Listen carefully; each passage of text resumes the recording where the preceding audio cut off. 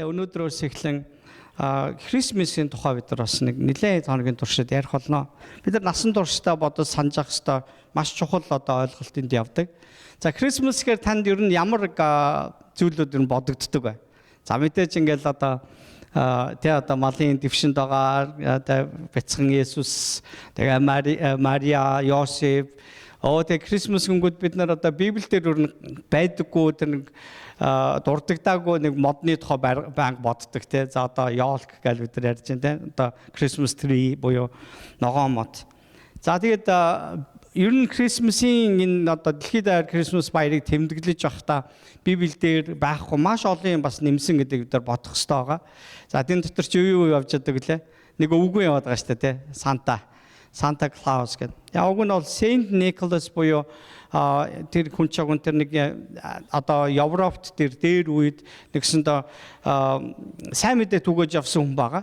Тэгээ тухайн үед үлсгэлэн бас өвөл их урт толоод үлсгэлэн бас нэлээд газар сайгүй бас байсан учраас ядуу айлууд их байсан. Тэднэрт бас бэлэгсэл тараах барихтай бас түүгээрээ дамжуулаад Христийн үннийг тунхаглах ийм үйлчлэл хийжсэн хүн байгаа.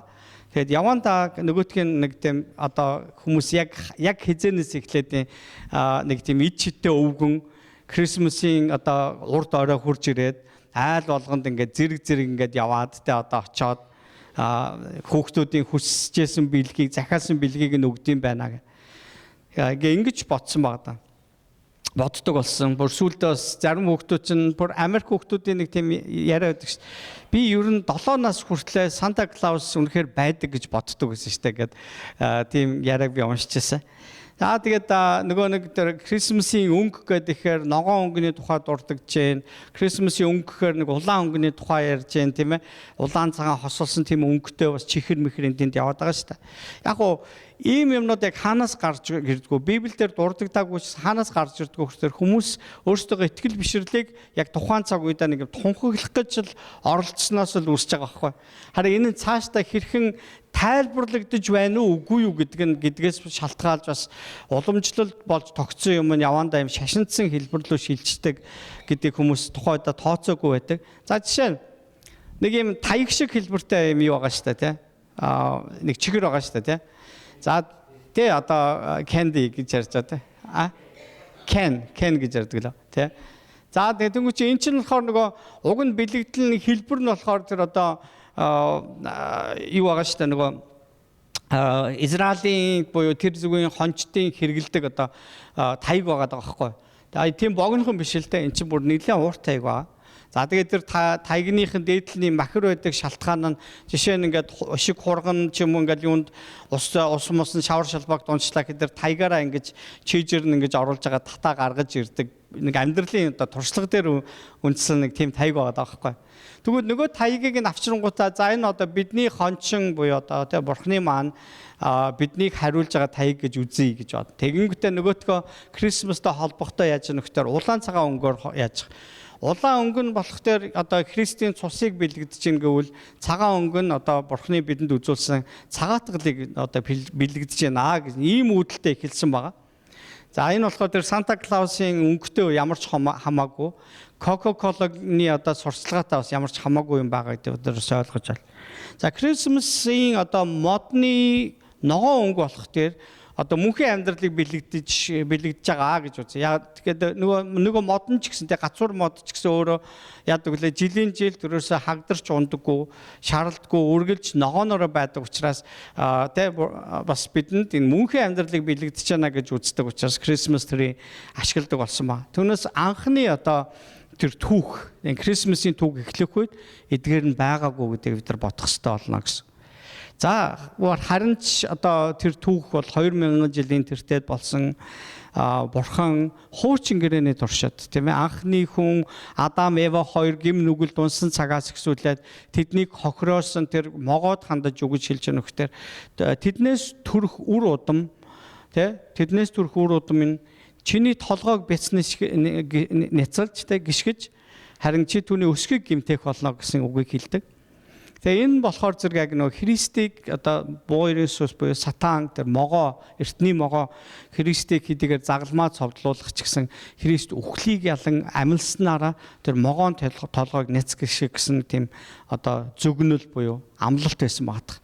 Тэгэхээр тэр эмэгтэйн үр удмаас төрөх тэр хүү гэдэг нь бүр явсаар байгаад Йосефийн эхнэр болсон Мариагаас төрсөн Бурхны ариун сүнсээр бүрэлдсэн тэр онгон бүсгүн биед бүрэлдсэн тэр хүүгийн тухай ярьж байгаа. За тэр хүү хүний биеэр ирсэн Бурхны хүү ажээ гэж Библиэлд ярьж байгаа. Бид тэр ийм зүйлд өнөөдөр итгэдэг байгаа. За тэгээд зарим хүнд бол энэ үнэхээр шал утгагүй ингээд санагдах түүх байж болно. Харин бидний хувьд бол үнэхээр утгатай зүйл байхгүй юу?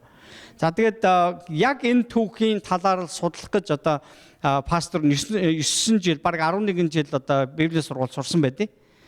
Тэгээд яг энэ түүхийг л ярина ерөөсөө тий. Христ одоо махан бээр ирсэн, ямар учиртай, зоригтой, яагаад бурхан өөрийн хүүг илгээх болсон, яагаад бурхан хүний биед ирэх болсон. Тэр нь бидний авралын төлөө, тэр бидний гим нүглийн шийтгэлийг тэр үүрч, бидний өмнөөс тэр одоо өрийг төлөхийн тулд бурханы хүү хүний биеэр ирсэн түүх байгаа даа. Тэгээд тийм учраас Христ одоо Христ мас буюу Христийн баяр. Тэгээд мас гэдэг чинь одоо celebration буюу нөгөө баяр гэсэн үг шүү дээ. Баярыг тэмдэглэж яана гэсэн утгатай. Тэгвэл Христийг тэмдэглэж яана гэсэн утгатай. Тэгээд түүнээс одоо нөгөө Христ төрсөнд нь баярлаад ингээд гэдэг яг тийм тэгж орчуулахгүй. Гэхдээ Христийн баяр гэсэн утгатай. Тэгвэл Христ ирсэн баярлаад байгаа утгатай ахна шүү дээ бид нар тийм ээ. Тэгэхээр Крисмас баяртай одоо жил болгон тэмдэглэх үеэр таны хувьд танаас ийм талархал гардаг байгаасаа гэж үнэхээр хүсэж байна. Бурхан минь миний төлөө бидний төлөө ирсэнд үнэхээр баярлалаа. Миний үрийгтэй миний гим нүглийн шийтгэлийг үүрсэн баярлалаа гэж ингэж талархал танаас гардаг байгаасаа гэж би үнэхээр хүсэж байна. За тэгээд өнөөдөр би та бүхэндээ хуваалцах яг энэ номлол болохоор итгэсэн нэгнийг ивэлээр өргөдөг эзэн гэсэн би гарчиг өгсөн байгаа. Айгуу сүртэй гарчиг юм шигтэй. Гэхдээ энэ үнэхээр утга байгаа. За Ром номын 10 дугаар бүлгийн 17 дээр ингэж бичсэн ба. Тиймээс итгэлэн сонсох нь Христийн үгээр ирдэг юм байна. Би бүр хамгийн анхны одоо нэг орчуулгыг санаж байна. Тэр үед ингэж итгэлэн сонсохоос харин сонсох нь Христээр юм а гэж орчуулж байсан. Тэгэхээр зэрэг Христийн тухай тэр мэдээгээр дамжуулж хүмүүст итгэл ирдэг гэсэн утгатай байна да тийм ээ. Тэгэхээр түүнийг сонсохгүй бол сонсохгүй хүн чинь яаж итгэх юм бэ гэж хэлсэн. Тэгээ итгэл байхгүй бол хүн хэрхэн аврагдах вэ гэсэн тэр үг цаашаага Паул одоо энэ сайн мэдээ тунхаглагч ингэж ярьж ирсэн байна. Тэгээ ромчуудад хандад юу гэж хэлв? Та нар сонсооч дээ гэж хэлж яана гэсэн үг байхгүй юу? Энэ сайн мэдээг та нар сонсох үедээ итгэлийг авах болно гэж хэлж байгаа гэсэн. Аамен. За Лук номын 1-р бүлгийн 1-р бүлэг дээр харах юм бол энэ нэлээ Лукийн ер нь Лук бол одоо эмч хүн байсан, сайн мэдээ одоо тараагч болсон дараа нь тэгээд нөгөө Есүсийг ер нь нүдээр харж байгаагүй ч гэсэн Есүсийтэй хамт байсан дагалдагч нарын ойр орчимд байж бас энэ нөгөө алдартай Паултай бас маш олон он жилүүдийг хамтдаа өнгөрөөсөн жаргал зовлон эдэлсэн юм хүн байна. За энэ хүн Есүс Христийн сайн мэдээг ингэж ингээр маш дэлгэрэнгүй гоё уран сайхан ингэж бичихийг хүссэн. Тэгээд сайн мэдээний 4 ном буюу Матай, Марк, Лук, Иохан гэсэн 4 номын дотроос хамгийн их юм яруу тийм уран тансаг бичсэн тийм ээ. Гоё юм одоо бүр шууд аваад кино жүжиг хийж болохоор ингэж бичсэн тэр бичиглэл бол энэ Лукийн одоо бичсэн сайн мэдээ байдаг. За тэгээд Лук номын 1-р бүлэг дээр харах юм бол Христ мэндэлсэн түүх гарч байгаа.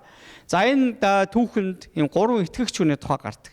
За хэрвээ бид нар тэр түүхийг бид ингээ харах юм бол за тэн дээр одоо нөгөө Херод гэж нэг хааны өдрүүдэд Абия гэж одоо тэргүүн тахилчийн гэр бүлээс одоо гаралтай Захария гэж хүн энэ хүн тахилж байгаа Леви авг аймгийн. Тэгээд сүмийн ойр орчимд амьдарч бас тэнд ингэж ээлж ёсороо ингээ тахил өргөдөг байсан ба. За тахилын үйл ажлыг ингэж одоо тэргүүн тахилчийн үүргийг ингэж одоо гүйцээдэг байсан. За энэ удаад одоо Захариагийн нөгөө ээлж таарсан. За тэгээ одоо нөгөө тухайн үед ингээд би та бүхэн дээр үд ярьж ирсэн. Тэгээд урд нь сонсож байгаагүй хүмүүст бас сонирн болоо гэж бодоод нөгөө Бурхныг сүм дотор одоо өргөөн дотор орж ирээд дахил өргөхөд оржсэн тэргүүн дахиалж ариунаас ариун буюу нэг онцгой ариун газар руу орохдоо тэд нар бас имэлттэй байдаг гэсэн. За хэрвээ би одоо бурхны өмнө буруу зүрүү байгаад тэгээд тэр ариун газар руу орох юм бол одоо бурхан намайг шийтгээд алжиж магадгүй. Тэгээд хэрвээ одоо тэргүүн дахиалж хүн буруу зүрүү байгаад тэгээд гим нүглийн гимшээд бас эзнээс одоо цагаатгалыг аваагүй байгаад онцгой ариун газар руу орчих юм бол өвчглээд түүнийг хэн авах вэ? Түүнийг хэн орж авч чадах вэ? Хинж чадахгүй ч бас тэд нар тэргүүн дахилчийг орох үед нь хөлнөөс нь олс үйдэг гэсэн. Тэгээ гарахгүй удаадах юм бол ингээд нөгөө татаж гаргаж ирдэг. Тэгээ Захария одоо нөгөө тахилын үүлийг гүйцээгээд нөгөө онцгой ариун газар руу ороод нөгөө төлөөсөнд ингээд золиосонд ингээд одоо нэрлсэн тэр бухын цусыг аваад орсон ба. За тэгээд тэр цусыг аваад ороод одоо тэр юу руу цацдаг байх. Тэгээд ямар нэгэн юм үйлдэл хийж байгаа. За энэ үеэр яг юу болсон бэ гэсэн чинь гэд эзний тэнгэр ил үзэгцэн гэж. За одоо мэдээж хүнд ойлгомжтой байхын тулд энэ чинь хүний дүрхтээ үзэгдэж байгаа. За ингээ хүний дүрхтээ үзэгдсэн тэгээ юу гэсэн гэхээр би бол одоо бурхны үгийг дамжуулдаг Габриэл гэж хүн багамаа. Ингээ одоо элч байна гэж те Габриэл байна. За ингээд одоо чиний ихнэр удахгүй ингээ одоо жирэмсэн болоод хүүхэд төрүүлнэ гэсэн. За Захария бол одоо ихнэртэйгээ баг ингээд 60 70 жил амьдэрсэн өндөр настай хүн байсан. За энэ хүний хувьд өндөр настай болсон учраас одоо тэр хүүхэд ерөөс хүүхэд чухтай болно гэдэг тэр ойлголт бол айл олон жилийн өмнө мартагдсан байсан. За ингээд тэгсэн чинь гинт нэг тэнгэр элч гарч ирээ түүнтэй ярьсан. Харин түүнийг тэнгэр элч гэж таньсан уу, таниагүй юу талаар Библиэлд дурдаагүй. Гэхдээ Захария хамгийн түрүүнд эргэлцсэн баг. Тэгээ юу гэсэн бэ гэхээр түүний хэлсэн үг нөхдөр би энийг юугаар мэдэх вүлээ? Тэгээ би чи хөгшин хүн. Эхнэр маань ч хөтөлчихсөн гэж хэлсэн. За яг энэ үгийг одоо энэ Израильчуудын өвөг дээдс болох те Авраам тэгээ бурхан ирээд хэлэх үед бид нар одоо өтлөөд хөгшөрцөө. Миний одоо зарц одоо хин блэ нөгөө Элизер Элазарчлаа. За тэр л миний одоо өв залгамжлагч болог гэд ингэж хэлжээс удаа байдаг. Харин бурхан юу гэж хэлсэн гэхээр бурханд бүх зүйл боломжтой ч гэж хэлсэн. Яг тэр үгийг Захариад хэлж байгаа. Бурхан бүх зүйл боломжтой. Гэхдээ Габриэл юу гэж хэлж байгаа гэхээр бурханд бүх зүйл боломжтой. Гэхдээ бурханы үг ингээд цагтаа биелэх тэр бурханы үг чам дээр ирэхэд чи итгээггүй учраас чи тэр өдрийг бол юм ярьж чадахгүй гэж хэлсэн ба. Тэгээ хэлгүй болцсон.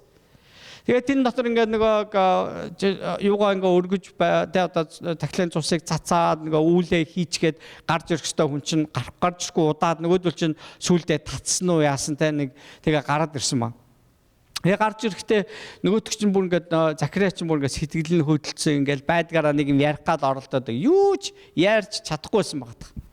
За нэг ийм үйл явдал болсон.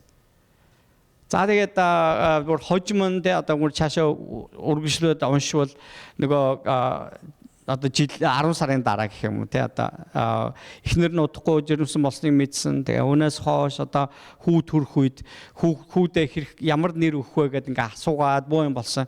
Тэгээд ааваас нь асууя гэдээ асуусан чинь аав нь өдөөс нь Йохан гэж нэрлэдэг. Ингээ цаасан дээр бичдэг штэ. Тэгээ хавтан дээр Йохан гэж бичсэн чинь танаа удамд Йохан гэдэг нэртэй хүн байхгүй штэ гэд бүгдээрээ гайхсан.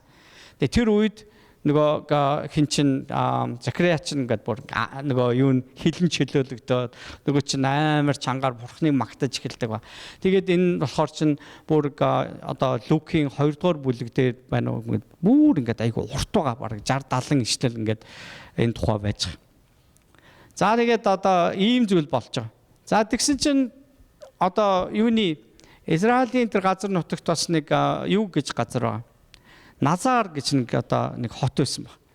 За энэ одоо Галил аймгийн Назар гэж хот. За энэ болохоор жоохон илсэрхэг ийм газар. Тэгээд нэг зөвхөн жоохон юм хад чулуу илсэн ийм одоо эргэцэг мөргөцөг дээр ингээ байрлсан ийм одоо хавцал дээр байрлсан ийм хот.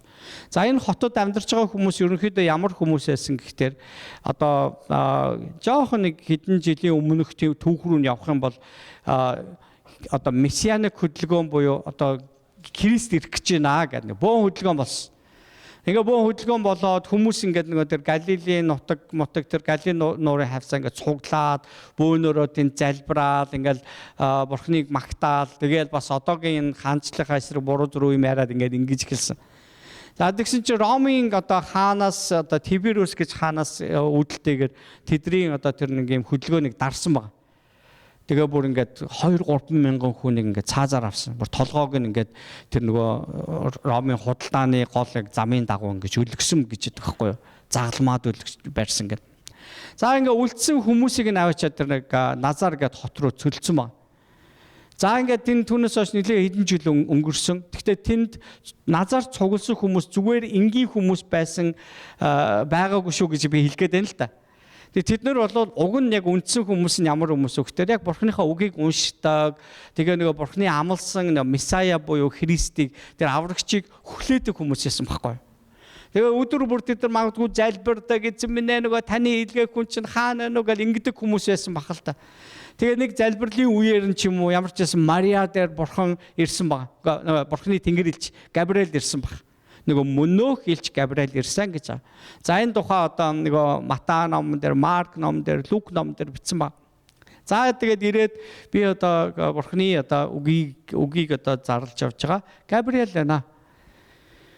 Тэгээд өрөөгдөгчөө гэж хэлж байгаа шүү дээ. Эхлээд дуудах та тий. Өрөөгдөгчөө баярлаараа гэж. Тэгээд юу болчих вэ гэд гайхсан. Тэгсэн чинь чи бурхныг одоо хүүгтэй төрүүлэх юмхтэй чи өрөөлтөө яа гэд ингэж хэлж байгаа.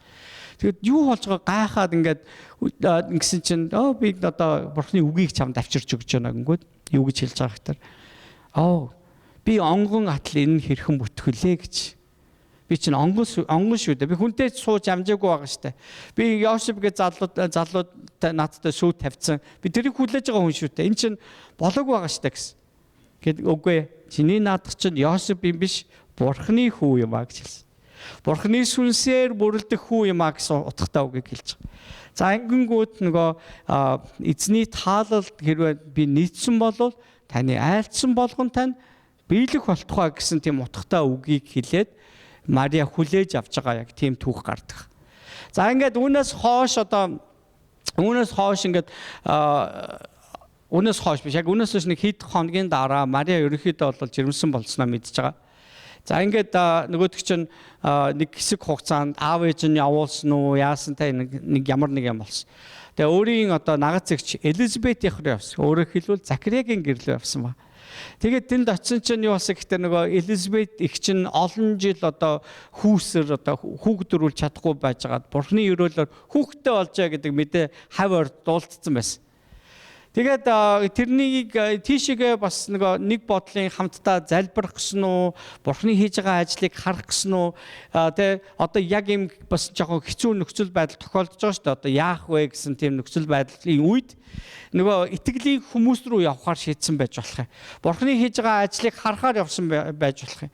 Тэгээд Мария нагц эгч Элизабетийн оронгууд нөгөө Элизабетийн хэвлийдэг хүүхэд нь одоо 6 сартай хүүхэд нь хөдөлсөн гэж байгаа. Тэнгүүд Элизабет одоо сүнсээр дүүрч гэж би ариун сүнс сүгээр дамжуулаад одоо гэрчлэл хийж гэнэ гэсэн. Тэгээд эзнийхээ үгийг хүлээн авч итгэжсэн тэр эмэгтэй өрөөлтөө чамааг бүх үндэстэн хожим тэр үе удмаар хүмүүс дамжин одоо чамааг өрөөгдсөн эмэгтэй гэх болно гэж байгаа шүү дээ. Тэгээд тэр үед Мария нэлээд зоригдсон баг гэж би боддог. Эн чинь санаандгүй мөрөөсөө биш те. Санаандгүй мөрөөсөө биш. За тэгээд нэг ийм түүхүүд ингээд явж байгаа. За бид нар Библи дээрээс энийг бол зөндөө ханаас ч гэсэн олж бодно. За ингэсэн одоо эхний түүхтэр гарч байгаа 3 дахь хүн бол Йосеф ба. За Йосефийн хувьд Мариатай сүү тавьчихсан байсан. За ерөнхийдөө жоохон зарим нэг одоо нэг юм түүх судлаач нар Йосеф бол Мариагаас арай жоохон ах хүн байсан баха гэж үздэг. Тэгээ тухайн үед нэлээд одоо улс төрийн байдал нэлээд хэцүү. Тэгээд санхүүгийн хувьд ч гэсэнтэй хаан ч гэсэн айгүй хэцүү байсан тийм үед энэ Йосеф гэж энэ хүн бол мужаан бас хөөрхөн ингээд мөнгө төгрөг эргэлдүүлчдэг хүн байсан баха гэж. Тэгээ Йосеф өөр их нэртэй байсан ч байж болно гэж байгаа байхгүй юу. Гэхдээ тэр тухай ярихгүйгээр орхиод Харин юу гэж үзэж өгөхөөр Йосепийн халамжинд охиноо ингээ өгөхөөр сүү тавьсан байсан байх магадaltaй маа гэж. За одоо энэ тохиолдолд Йосепийг бид нар жоохон тэр сайн хүн уу муу хүн үү гэсэн тийм асуудал гарна да тийм ээ. Хэрвээ тэр жоохон мөнгөтэй дүү бас нэг охиныг хажуудаа халамжинд авах гэжсэн хүн бол муухай хүн байж болно шүү дээ. Муу хүн байж болно шүү дээ. Тэгсэн чинь Библиэлд өгсөхдөө Йосеп үнэхээр зөв хүн байсан маа гэж байгаа байхгүй. Тэр үнэхээр сайн хүн байсан маа гэж. За тэгсэн чинь юу сонсогдсон гэхээр уг нэг Израилийн одоо заншил ёсороо сүү тавьсан бүсгүүдээ амлалтаа өгөө сүүгээ тавьчаад за би хурмдаа бэлдээ да. Тэгээ би чамайг ингээд бэлэн болохоор ирж авна шүү.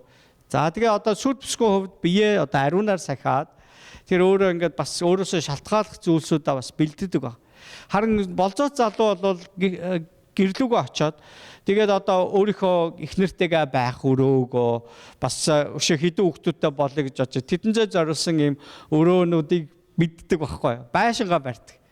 Тэгээ байшингаа бараа дээрэс нь бас ингээд хурам найр хийхэд хэрэгтэй зүйлтэй бэлдэж эхэлдэг. Энд ч бас мөнгө төгрөг орно да. За энэ жоохон хугацаа шаарддаг гэсэн ба. За ингэ байжсэн чинь сураг сонсогдсон. За нэг хотод байгаа л та тийм ээ. Тэр нь тийм амар том хот биш л. Тэгсэн чинь нөгөө сүү тавьсан Мариан жирэмсэн болчихд гинэ. Юу болчихв? Энд чи хэдэн сарын дараа жирэмсэн болсноо мэддэг лээ. Сар мароо. Одоо орчин үед бол тийм бахтай. За дээхэн үед яадаг байсан бол гинт одоо ингээд бөөлжиж мүүлж болно гэсэн огуулж могуулаад юм дургуулж молоод ингээд эхлэхээр л жирэмсэн болчихгээд. За өөрчөөс нэг ийм нэг хэсэг хугацааны дараа мэдэж за тэгээ одоо Йосепийн хувьд бол ерөөсөө за ингэж батсан гинэ хамгийн ихэнд. За Библиэлд гарч байгаа түүх. Тэр үнэхээр зөв хүн бас сайн хүн байсан учраас зүгээр л тэндээс оргоод явчих гэж бодсож ах өөрөө. Тэгснээр хүмүүс юу гэж бодох вэ гэхээр энэ хурмаа ихээс өмнө энэ Мариаг жирэмсэн болгочоод тэгээ зүгтчихэж гэж. Тэгээ Мария одоо нэгсэнтэй цэвэр үлдэх гээдсэн байна л да. Тгий гэж одоо нөө чин зүгтахаар шийдэж явах тэр үед Бурхны тэнгэр илч ирээд түнтэй уулзсан юм аа. Тэгээ уулзахдаа нөгөө л Габриэл байгаа. Би Бурхны үгийг дамжуулж явж байгаа Габриэл байна. Чи Мариаг эхнэрээ болгож авахаасаа бүү. Тэ? Тэр түүнд олдсон байгаа нь Бурхных юм аа. Тэгэхээр нэгсэндээ яг энэ үгээр нь дамжуулаад Йосеп магадгүй тэгж бодсон ба. Энэ Бурхны ажил юм биш үү? Тэгээд тэр дуулуурлахаар шийдсэн байгаа байхгүй. Тэгэл шууд тэр нэг шөн зүүдэндээ яг ийм үзэгдлийг тэ үдсэн зүүдэнд нь тэнгэр илчээрээ түүнтэй ярьсан байгаа. Тэр үчин босоод шууд сэрэнгүүтээ Мариаг эхнэрээ болгож авсан гэж. Тэг гэрлэг хүртлээ ерөөсөө тэ одоо нөгөө эхнэр нөхрийн ажлыг хийгээг байгаа. Тэгээ зүгээр яг шууд цагаас өмнө нөгөө тооцсон цагаас өмнө зүгээр эхнэрээ олгоод авц. Тэгвэл одоо хүмүүс юу гэж өцгөө энэ Йосепийн хоёр ингээд гэрлээл тэгээд одоо хүүхдтэй олчлоо гэдэг. Хүүхдийг одоо Йосеп Мариагийн нэрийг ингэж авч гарсан. Тэр хооронд Йосеп ингээд энэ чинь одоо би чинь одоо яах вүлээ тэ одоо бид хоёр ч сүү тавьсан байсан бид хоёр ирээдүй маллаа.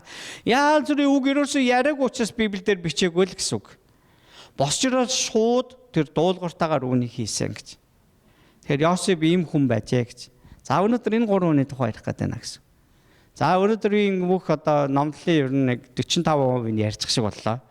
За үлдсэн хэсгийг та бүхэн анхааралтай сонсгоно шүү дээ одоо. За. Өнөөдөр олон хүмүүс ирээгүй учраас нэг лайв хийж эхэлсэн байгаа сүүлийн үед тэгээд.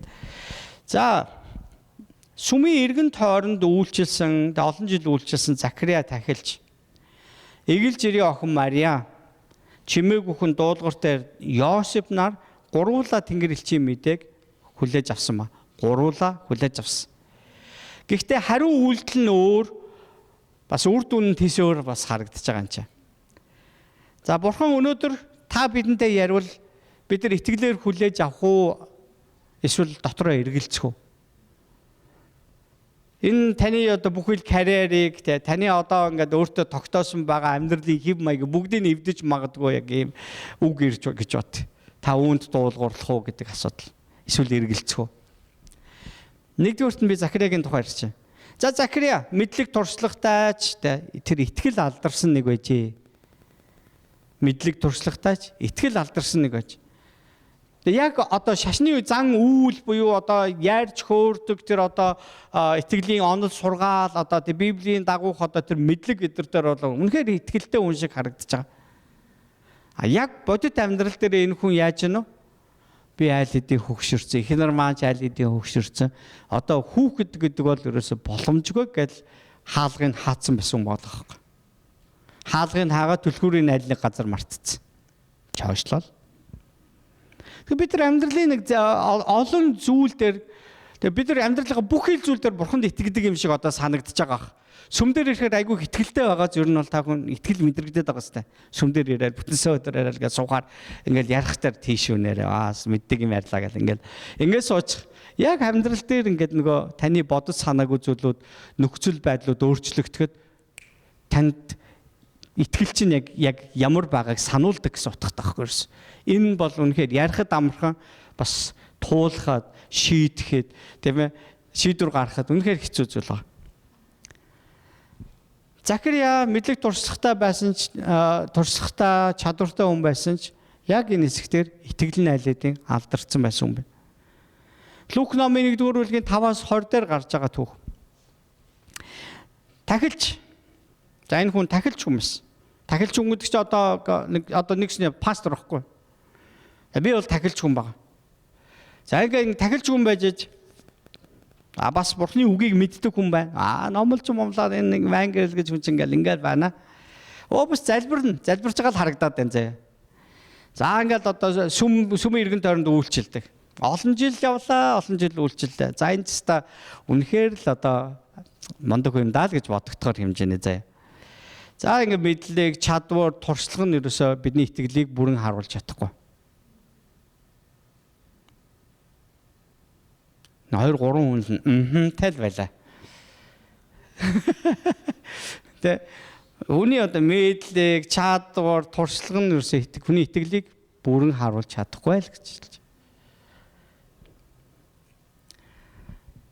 Би жоохон залуу байхад те одоо энэ чинь 30 жилийн өмнөхийг ярьж байна. Тэр Монголд чинь байж байгаа л нэг тим юмны сургалт, иймний сургалт гэж тасрахгүй шүү дээ. За ер нь бүгдийн л гүцэн. Тэр чинь дандаа үнгүүл болж байгаа юм чи. Үнгийн юм нугасгүй. Тэгээ очих тэр чинь бас тэр чинь зохион байгуулж байгаа юм бас хөрхий залуу хүмүүстэй чи өлсөхгүй бас нэг цай борцогтойгоо байж байгаа. Тэгээ очиж бас юм мэдэл тэрүүгээр л нэг л сурсан. Тэрүүгээр л сурсан хүн л явсан. Зөндөө юм сурсан би. Тэгээ суух болгонд л миний итгэл ингээл бүр улам нэмэгдээд байгаа юм шиг надад санагдаад байдагс. Тэгээд яг амьдралын нэг юм бодтой нэг юмнууд дээр ингээд нөгөө орооцолтоод ингээд ирсэн чинь би энэнд итгэлээр яаж хандхаа мэдэхгүйсэн. Надад ер нь би энэ ийм зүйл дээр би бурханд итгэдэггүй юм байна гэдгээ ойлгосон нэг тийм өдрүүд надад ирсэн байхгүй. Тэгэхээр найзуудаа ахын дүүсээ те одоо бурханы хүмүүсээ итгэл гэдэг чинь бидний амьдралын бүх талбар дээр ингээ үнэхээр туршигдсан байх хэрэгтэй. Өөр ингээ шалгагдсан байх хэрэгтэй гэдэг зүйл байгаа байхгүй юу? Тэгэхээр та амьдралынхаа туршид те одоо би энэ дээр үнэхээр бурханд итгэдэг юм байна гэдгийг л ойлгох хэрэгтэй болно гэсэн. Би энэ дээр бурханд итгэх ёстой, найдах ёстой гэсэн шийдвэрүүд байн гарна гэсэн үг байгаа. Заримдаа та өөртөө бүр гонсоож магадгүй шүү. Тэгээ энэ хүний одоо алдарсан итгэлийн талаар ярих юм бол нөгөө хүүхдтэй болж чадахгүй гэдэг нөгөө нэг цоочтой авдарны тухай ярьж байна гэсэн. Тэгэл ч хоочлол мартцсан. Харин хизээч бурханд боломж байдаг шүү. Бурхан бүгдийг хийж чадна гэдэгт тэн дээр итгэсэн хэвээр орхиогүй байгаа байхгүй. Тэр хаалгыг, тэр боксыг, тэр онгорхоо орхиогүй л гэсэн утгатай байхгүй. Зүгээр чойчлоод нэг газар шидцэн гэсэн үг байгаа. Аамен. Тэгээ бид нар ингэж болохгүй нэ штэ. Нөгөө хэрэгээ хааж болохгүй нэ штэ. За энэ ер нь болсонгүй гэд бүгдийг хааж болохгүй нэ штэ. Цаг нь болохоор биелэх зүйл гэж бас байдаг байх гэдэг юм л та. Аамен тийм ээ. Тэр нөгөө яг л тийм байхгүй да. Цаг нь болохоор ургах тэр зүйлийг л тариаланч хүлээдэг үстэй. Урах тэр үрийг нулимс тусалуулан суулгаж байгаа нэгэн цаг нь болохоор хурааж авч баяртайгаар хураана гэж хэлж байгаатай адилхан бурхан хаана хизээ юу тариад хэдэн жил, хэдэн сар, хэдэн өдөр хадгалах нь түүнийхаар байдаг. Таны амьдрал дээр юу хийж байгааг та мэдэхгүй.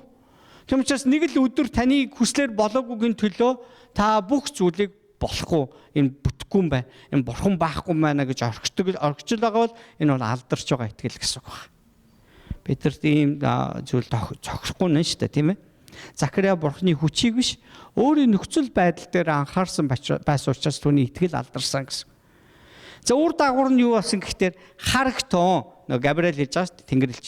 Харагтун цагтаа биелэх үгэнд минь чи итгээгүй учраас эдгээрийг тохиолдох өдрийг хүртэл чи хэлгүй болоод ярьж чадахгүй болно гэсэн. Лук номын 1-р бүлгийн 20 дээр гарсан. Энийний одоо өөр урсгал нь яг юу юм бэ? За хэлгүй л болгаа л хэвчээ. Юм ярьж чадахгүй л байгаа л хэвчээ. Тэгэл одоо энэ Габриэл хэлсэн л дээ шүү дээ. Одоо хүүхэд төрөх өдрөл буцаа хэл орчих юм чи юу сүртэй гэж бодож олно. Би өнөөдөр та бүхэнд бүр гэд ун гэж байгаа. Заримдаа бид нар яагаад бурхны тухай ярьж чадахгүй болчиход байдэ. Ярихаас ч нэг юм тийм залхаат жах шиг те. Ярихаас ингээд нэг тийм айгаад байгаа юм шиг. Ярихаас нэг тийм төвөгшөөгөөж байгаа юм шиг байгаад байгаа бол та яг Захария шиг тийм шийтгэл амссан байна гэсэн. За буруу сургаал ярих гэдэг нэг утгач заа. Үгүй би таныг энийг зөв ойлгосоо гэж хүсэж байгаа. Зөв ойлгосоо гэж. Юу гэхээр тэр түүнийг ингээд хэлгүй болсон тэр өдрүүдийг бүгдээр ингэж бодож үзье. За. Хүүхдээ болох ч гэдэг нь түүний хувьд муу мэдээ юу сайн мэдээ. Сайхан мэдээ. Одоо ингээд бүр өндөр настай болцоо нөх хүүхэд төрүүлэх гэдэг шүү дээ. Тэгээд тэр үнэхээр бурхны тэнгэр элч байсан гэдгийг юугаар нь ойлгосон гэхээр түүний шийтгэлийг сонсоод шууд ярьж чадахгүй болсноор ойлгосон байхгүй. Одоо дотор нь юу байгаа гэхээр бурхны гайхамшиг одоо ирэх гэдэг амар баярлаад гарч ирээд ярих гэсэн чи ярьж чадахгүй. Энэ ямар аимшиг вэ? Одоо хол газар ингээд сайн мэдээ түгэж байгаа их ч явж байна. Энэ газар бид нар ингээд бурхны зараалаар очиж гэж бод. Эсвэл хин нэг өнд бид нар сайн мэдээ ярих гэж бод. Очиод ярих гэсэн чи та хэлгүй болчихлоо. Ямар гой боломжийг бид нар алдчихсан гэж байна. Та ингээд бурхан таны амьдралд хийсэн зүйлийг ярих гэсэн чи та одоо хэлгүй болчихсон. Энэний тухай яриад байгаа байхгүй юу? Бүтэн бараг жилжингээ шахуу нөгөө нөхөр чинь юу ч ярьж чадахгүй байгаа байхгүй юу? Бурхан яг юу хийснийг ярих гад гэдэг чаддгүй. Бурхан бидний амьдралд яг тийм өдрүүдийг өгдөг. Бидэнд гайхамшигыг хийж өгнө, өрөөлөө өгнө, ивэлээ өгнө, тийм ээ. Нэгүслээ үзүүлнэ. Тэгээд бид нар яг энэ хугацаанд бурхныг гэрчлэх хэрэгтэй болдог. Харин бид нар итгээгүйгээсээ болоод энэ гэрчлэх боломжоо бид нар алддаг гэсэн үг. Заримдаа нас урсан хэн нэгэн таны ойрын хүн нас урчлаа, танд нэг тийм үе тохиож ирсэн үү? Би нэг ч удаа сайн мэдээ ярьж байгаагүй дээ гэд ингээд бодчихсон үе байгаа юу? Бидний нэг буруу зүрүү тэ алхам тэ бидний нэг буруу хандлагаас болоод түнд сайн мэдээ ярих тийм нэг жоохон боломж нь хаагдсан ч шиг. Гэтэл үнэндээ бол бидэнд байдаг хэрэг. Биднээс ч шалтгаантай гэсэн утгатай. Эзэн түүнийг авралын төлөвлөгөөнөөс хасаагүйч энэ шийтгэл нь тэр одоо хэсэг хугацааны туршид нөгөө бурхны сайн сайхныг ярьж чадхаа боллоо. Тэрээр энэхүү сайхан мэдээг тунхаглах, баяр хөөрөө илэрхийлэх, гэрчлэх цагаа дуугхан өнгөрөх шаардлагатай болсон. Энэ бол харамсал байхгүй юу? Энэ хооронд юу ч болж болно шүү дээ, тийм ээ. Олон хүн өнгөрч болно. Хамаатан садных нь хүмүүс, найз нөхдөд нөгөө тэнд одоо төөрцөн байгаа тахилч нарт гэрчлэх боломж байсан. Бурхан үүнийг хийсэн шүү гэж ярих боломж байсан. Энэ жилийн хугацаанд юу ч болж өнгөрч болно. Хүү Иохан нь мэндэлсэн өдөртөл чөлөөлөгдсөн даруйда тэрээр шууд л яг өөрөө яагаад хэл яриатай байгаа гэдгийг энэ хугацаанд гүн мэдэрсэн биз дээ. Яагаад би бурханд итгэдэг вэ гэдгийг гүн ойлгосон юм биш үү? Тэгээд шууд л түүний амнаас ясаг гэхтэр халелуя те эзнийг магтаад алдаршуулаад ингээд эхэлсэн баг. Тэгээд би та бүхэнд үнэхээр хүсэж байна. Бүгдээрээ хилтэй байгаа дээр магтаж, амьсгалтай байгаа дээр гэрчлэн итгэж амьдрцгаая гэж уриалж. Хоёр дахь хүн Мария гинт тэнгэр илж ирээд түүний амьдралд өөрчлөлт гарч байгаа.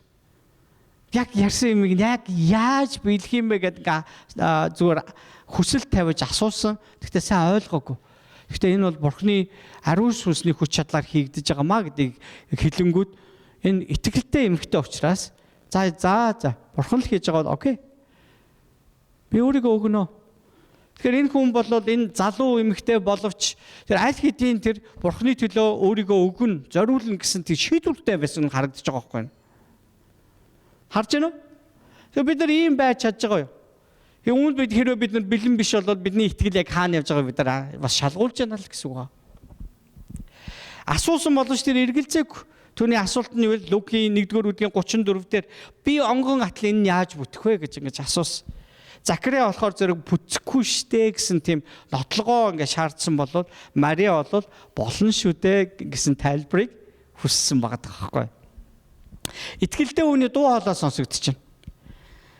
Лукийн 1-р бүлгийн 38 дээр тэр эзнийг Тэнгэр илч хэлсний дараагаар Мария юу гэж хэлсэн гэнэ бүгдээрээ хамтдаа уншицгаая 1-2-3 эзний шивгчнийг харагтун хэлсэн үгсийн тань дагуу надад биелэх болтугай гэхдээ Тэнгэр илч түүнийг орхин оджаа гэж хэлсэн. Эзний шивгчнийг харагтун гэж би одоо таны зарц шүү гэж Бурханд хэлж гэнэ гэсэн. Танд би үйлчилж байна. Үйлчилцээр ирсэн шүү. Үйлчлэх болно. Шивгчэн гэдэг чинь зүгээр нэг дураараа нэг хөлсний ажилчин биш байхгүй юм чинь. Тэгээ энэ үгийг сонгож хэлж гин гэдэг чинь бас маш чухал байхгүй юу? Тэгэхгүй ингээд би төр зүр ажиллаж байгаа ч гэсэн яг хаа ингээд төр зүр танд хэрэглүүлж болох юмаа гэж хэлээгүй байхгүй юу? Би цааш би ингэж одоо тийм мөнх таны шивгчэн байна гэдгийг хэлж гин гэсэн. Тэгээд хэлсэн үгсийн тань надад ингээ биелэг болтугай гэсэн тэр утгатай үгийг хэлж байна гэсэн. Амен. Итгэл нь бүхнийг ойлгосныхоо дараа биш харин Бурхны үгэнд дуулуурснаар харагддаг зүйл байгаа. Бид нар ингээ за байж пастор байж ойлгох. Тэгээ би итгэх хэсгээ шийдэе гэж байгаа бол энэ итгэл биш ээ гэж. Бурхныг бурхан гэдгийг та итгэж байна уу? Бурхан байгаа гэдэгт итгэж байгаа юу? Тэгвэл тэр үгээ өгсөн гэдгийг та зүгээр л хүлээж авах ёстой гэсэн. Яг энэ шиг байхгүй. Аав ээжийнхээ үгийг яг сонсож байгаа шиг. Тийм ээ? Аав ээж маань биднэрт үг хэлэнгүүд эн чинь бүр яг л тушаал шүү дээ ерөөсөө тийм ээ? Дуулуурлахаас өөр арга байхгүй. Дуулуурлахгүй болвол зүрх юм болвол бидэнд яг асуудал ирнэ. Тэгээд ер нь явж жагаад ингээд нэг дараа нь одоо аваад ер нь таны хэлсэн чинь зүв байсан байлээ шүү л гэл ингэж хэлдэг ерсэн. Манай аав бүр ингээд одоо 20 гаруй жилийн өмнөх юм ярьж байна. Эхнэртэйгээ ингээд сүү тавьчихад бид ингээд наашаа ирэх хэрэгтэй болохгүй. Тэгээ нэг хэсэг хугацаанд бид орч жоохон хоол болчихж байгаа. Тэгээ манад ч ингээд хүмүүс ч бас үдэж байраад ингээд юм болол ингээд байцсан чинь нэг манай үнийг ирэх гэж байгаа гэдгийг аав сонсоод бас үдэх гэж ирж байгаа шүү дээ. Ирэх гэж байгаа гэдгийг аав сонсон гутаа юу гэсэн гэхээр за тэгээд явахын хооронд янз бүрийн нэг юм хачин үг ингээд хэлэх хэрэггүй шүү дээ гэж. Тэг би гайхаад би одоо юу гэж одоо хайртай тэг бүсгүүдээ тийм янз янзын үг хэлдэг ингээд бодоодсэн чинь миний аав намайг мэднэ.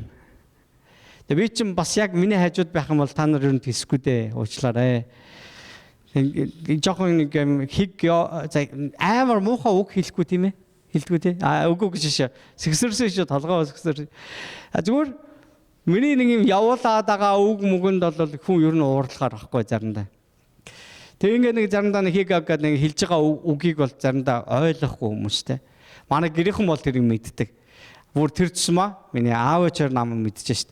Тэгээ юу гэж юм гэхээр чи ингээд магадгүй би ингэж хэлж магадгүй санагдадсан юм шиг байгаа. За чи намайг эртэл нэг айтайхан багаараа хэлэхэд энэ хүн би гомдоо нүцтэй. Тэ?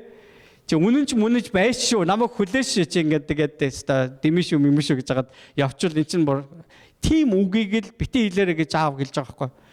Тэгээ би тухайн үед ойлгоогүй. Гэхдээ за би тэгээд ер нь жоохон яг юу яриад байгааг нь ойлгоогүй мөртлөө хэлэхгүйгээр шийдсэн. Янз бүр юм хэлэхгүй байх юм. Тэгээд би амар nice ингээ бүр хамгийн гоёороо ингээ байжгаад хайртай шуудахгүй ирээд би эргэж ирээд хурмаа иймэргээд ингээл явсан байхгүй юу. Тэгээд би дараа нь яг ойлгосон байхгүй юу. Бүр яг намайг хин гэдгийг мэддэг. Тэгвэл бурхан биднийг бүр ингээд бидний гэстэй бүр дурггүй мэдж байгаа шүү дээ. Гадна дотноггүй мэдж байгаа шүү дээ. Тийм учраас тэр түүний бидэнд хэлж байгаа үг болвол тий бидний сайн сайхан бүр таны бүр зогсохгүй бүр дэлхийн хүн төрлөختний сайн сайхны төлөө хийж байгаа зүйл байхгүй. Мария үүнд итгэсэн байгаад байна шүү дээ. Ойлгохгүй байгаа ч гэсэн үүнийг хүлээж авсан байгаад байгаа байхгүй. Үүнд нь итгэсэн байгаад байгаа байхгүй. Бурхан юм чинь сайн юм хийж байгаа. Халелуя. Тэгээ таны амьдрал бурхан янз бүрийн байдлаар зарим зүйлүүдийг зөвшөөрдөг. Тэгээ үүнтэй маргалдаа, муудалцаад ингээд ямар ч шаардлага байх. Бурхан бодож байгаа бүгдийг хийдэг. Тэгвэл таны зүгээс итгэлтэй хүн байх хэрэгтэй. Бурхан учраас сайныг л бодсон баг. Зөв л бодсон баг. Тэгээ энэ Иохны эцэг болохтой Захариат ч гэсэн хэсэг хугацаанд хэлгүй болгож байгаа ч гэсэн утга учиртай байсан л байгаа. Захария бол ингээд өхөн үхтлээ энэ талаараа ярьсан байгаа шүү дээ. Үгүй тэр Тэнгэр элчийн сайн сайхан энэ гоё байгаа шүү. Тэгвэл бидний бурхан чи ямар гоё байгаа бол ямар үзэгсэлэнтэй байгаа бол тэр Тэнгэр элчийг ярахт нь би итгээгүй хөөхтүүд минь ээ. Бурханы үгийг сонсонгуудаа итгээрэй гэл ингэж ярьдаг хүн болсон гэж би бодчих. Итгэлийн үр дүнд шагнал нь юу байсан бэ? Бурханыхаа хэлсэн үгэнд итгэсэн тэр эмэгтэй ерөөлтөө яг сутгатаа үгийг Лук 1:45 дээр хэлсэн байна. Лук 1:45. За энэ дээр гарах нь. За харъя. Юу гэнэ? Эзнээс өөрт нь айлдсан зүйл нь биелэн гэдэгт итгэсэн тэр эмэгтэй чи ерөөлтөө яа гэсэн баг. Халелуя. Яа. Зүгээр Мария байгаагүй шүү заяа. Зүгээр л нэг юм тэнэж явсан эмэгтэй байгаагүй шүү заяа. Зүгээр нь гутлааж ирсэн хүн байгаагүй шүү. Зүгээр л нэг юм итгэл гарч орсон хүн байгаагүй шүү. Энэ эмэгтэй үнэхээр бурхан зөв сонголтол хийдэг. Бурхан тэгж учраас энэ Мария, Йосеф хоёрыг сонгосон. Үнэхээр өөрт нь итгэдэг хүн байхгүй юу энэ чинь? Тэгэхээр зэрэг биднийг сайн бодох хэрэгтэй. Бид нар энийг үнэхээр сайн бодох хэрэгтэй. Итгэлээр л бурхан таалагдах боломжтой гэдээ яагаад хэлээд байгаа. Библиэлд гарсан тэр итгэлийн өвөг дээдс бол бүгдээрээ бурхан бодож байгаа сонгосон хүмүүс байгаа даа шүү дээ. Зарим нь замын дундаас янз бүр болсон. Тэ? Зан чанарын хувьд уруу татагдсан, барьсан, унсан, гим нүгэлд унсан, бурханыхаа нэрийг муугаар дуудуулсан юмнууд гарсан. Гэхдээ бурханы анхны сонголт дандаа зөв байсан баг. Дандаа зөв байдаг. Мария бол зүгээр нэг эмэгтэй байгаагүй гэдгийг хэлэх гээд байна гэсэн. Ойлгосноо? За тэгээд тийм учраас магадгүй энэ католик ч юм уу те ийм юуны хүмүүсийн ийм номлолоос болоод ч юм уу ингээд шүтэж игэлсэн байж магадгүй те. Гэхдээ Мария бурхан байгаагүй гэдгийг л хэлэх хэрэгтэй. Тэ одоо ч бурхан болоогүй гэдгийг бид нар хэлэх хэрэгтэй. Гэхдээ Мария энгийн нэгэн эмэгтэй байсан боловч итгэлтэй хүн байжээ.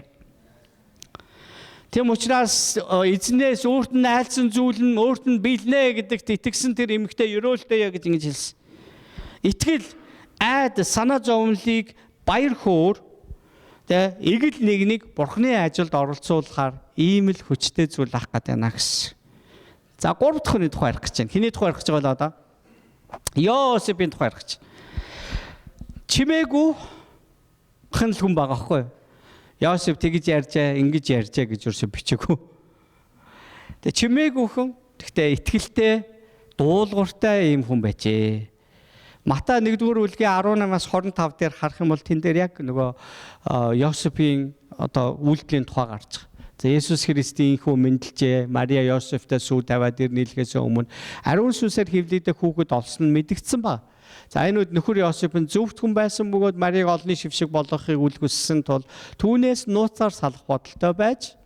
За тэгсэн чинь харин түүнийг ийм бодож ахт нь эзний Тэнгэрлэг зүудэнд нь үзэгдээ Давидын хүү Йосефо Марияг эхнэрээ болгохоос бүү эмэгтэн учир нь түүнд олдоод байгаа нь ариун сүнснийх юм аа гэсэн. Тэгээ тэрээр нэгэн хүү төрүүлж тэр нь ард түмнээ нүглээс нь аврах тул чи түүний нэрийг Есүс хэмээн дууд гэв гэсэн. За эдүгээ энэ бүхэн тохиолдсон нь иш үзүүлэгчдээр дамжуулан эзэн айлдсан нь биелэгдэхийн тулд бөгөөд ингэхдээ харагтун онгон бүсгүй хүүхэд олж хүү төрүүлэн түүнийг Имануэль гэж тэд нэрлэнэ гэсэн юм аа. Бурхан бидэнтэй хамт гэсэн утгатай. Тэгээ Йосеф нойрноос сэрж эзний тэнгэр элчийн тушааснаар эхнэрээ авсан нь түүнтэй энгэр зурвалгүй байсаар төрүүлсэн хүүг нь Есүс гэж нэрлэвэ гэсэн баг. Өшөө эслэл үлдсэн үү? Доосон тий. Өөрөөр хэлбэл Йосеф эзний тэнгэр элчийн хэлсний дагуу дуулууртаар үлдсэн гэж. За тэгэхээр сүү тавьсан мөсгүүн гэрлэхээс өмнө жирэмсэн болсон нөхцөл байдал тийм. Бурханых гэдэг тий. Тэгээ одоо өнөөдрийн амьдрал дээр авчрал та тий. Тэгсэн чинь ингээд одоо бид нар чинь голцоо гэр бүлийн хүмүүс байгаа тий. Тэгс чинь таныг одоо эхнэр чинь нэг өдөр ингээд орж ирээд жирэмсэн болчихжээ. Хэдий заавандаа жирэмсэн болдог л. Үгүй энэ бурханыхаа. Тэгс чинь одоо эр хүнийхээ хувьд би л уурлаа ч тий. Уурлаа юу яриа та. Тэгээд харж үзээгүй, тэ уулзаж үзээгүй бурхан руу чихээд энийгээ гээд ингээ уурлаад иж болно шүү дээ.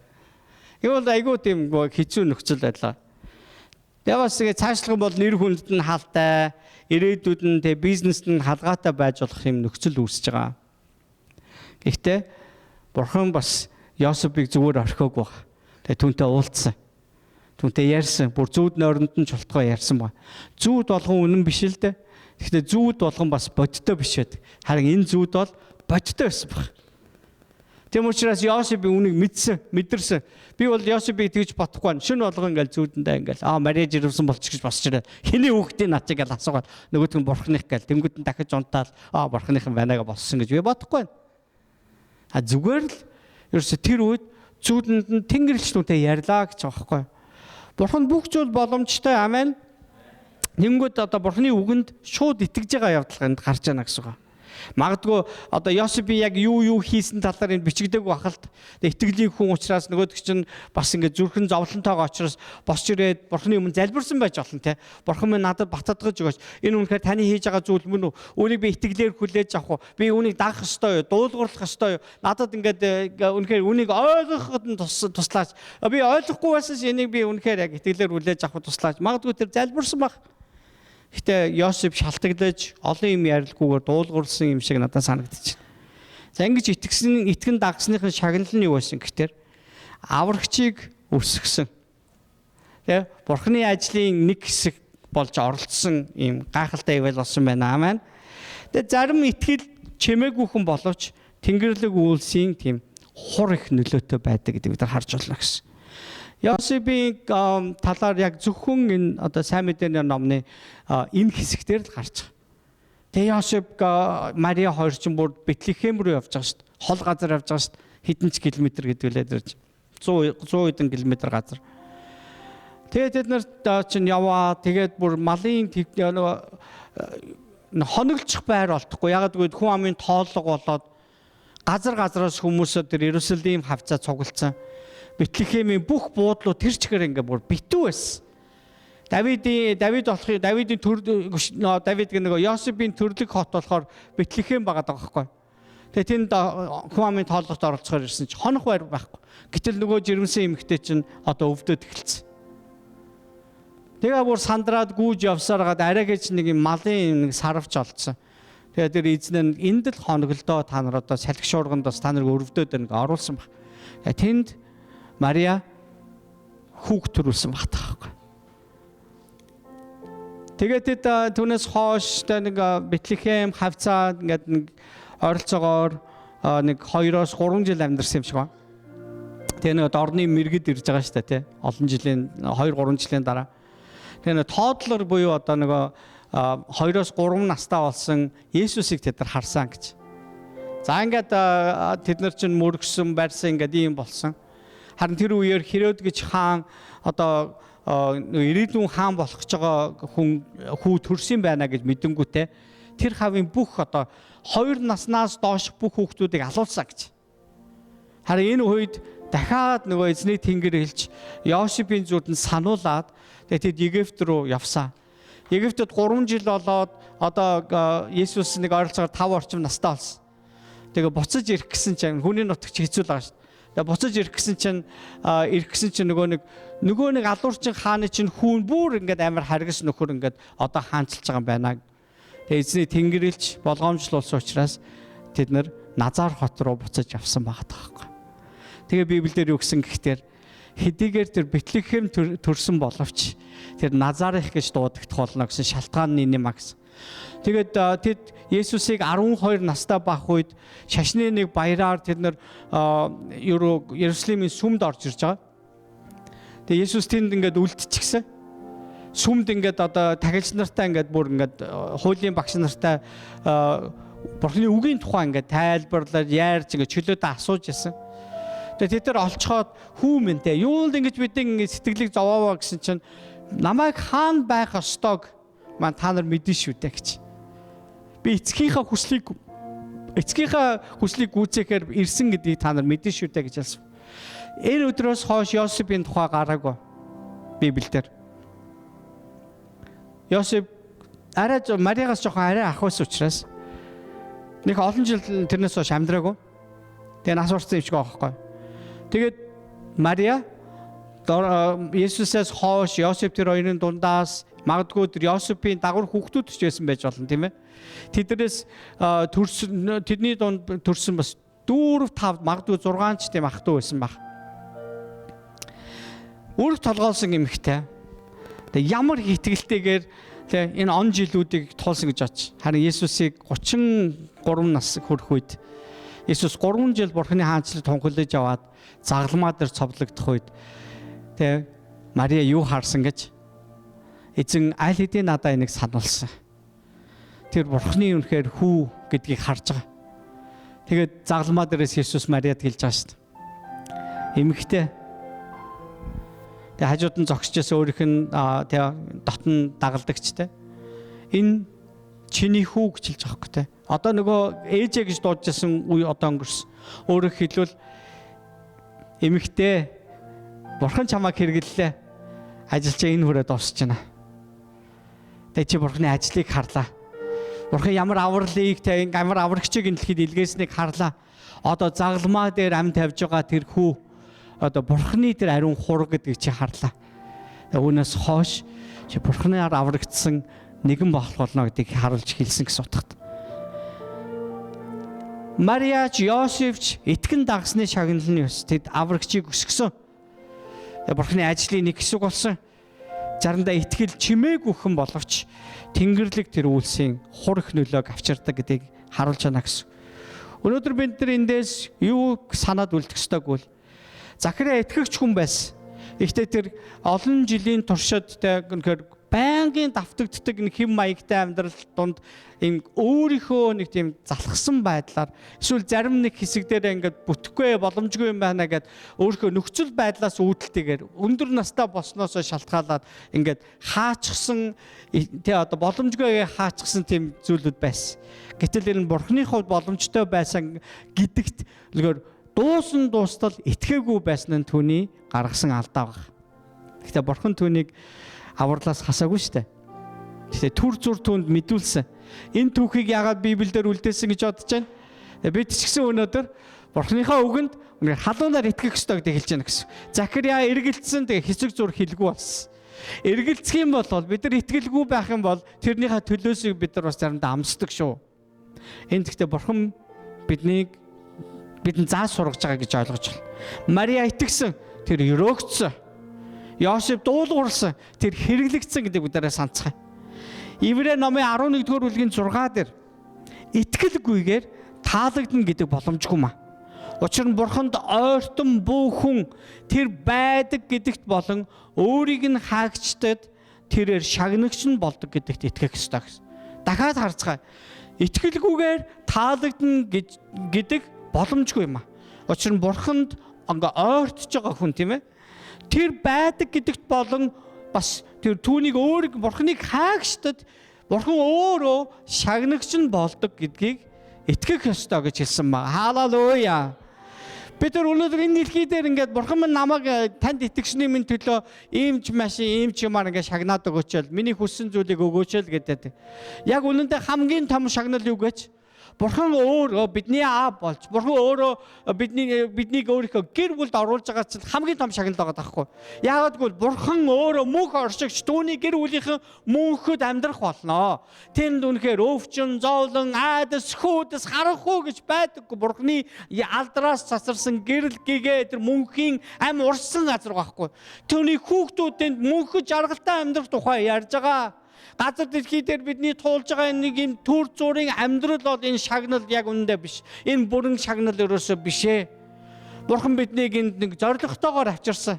Тэгээд тэр биднийг үнэхээр өөрлөгөө тэр авахар хүлээж байгаа тэр өдөр байна. Тэгвэл тэр өдрийн төлөө бид нар чимээгүй байдаг ш. Тийм ээ? Тэр өдрийн төлөө бид нар үнэхээр дуугүй байдаг шаран гэрчлдэг түүнийг үнэхээр тунхагладаг, алдаршуулдаг нэгэн байцгаа гэж та бүхэнд уриалж байна. Захария шиг яаж бүтэх юм бэ гэж эргэлзээр байх юм уу? Эсвэл Мария шиг таны айлцсан болгон биелэх болохоо гэдэг нэгэн байх уу? Эсвэл Йосеф шиг чимээгүйхэн дуулуурладаг нэгэн байцгаах уу? Итгэл бол Бурханы үгэнд найдан дуулуурлаж алхах юм а гэж. Амен.